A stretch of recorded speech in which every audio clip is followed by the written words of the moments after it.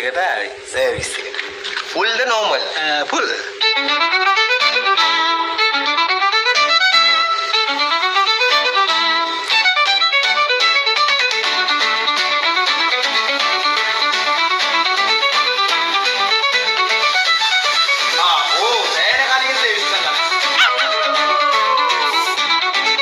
අභ්‍යන්තර උපකරණ වල මට ගන්න බෑනේ.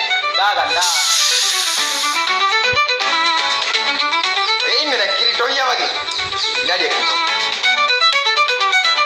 ඕන්නම චුට්ටක් හැරෙන්නකෝ.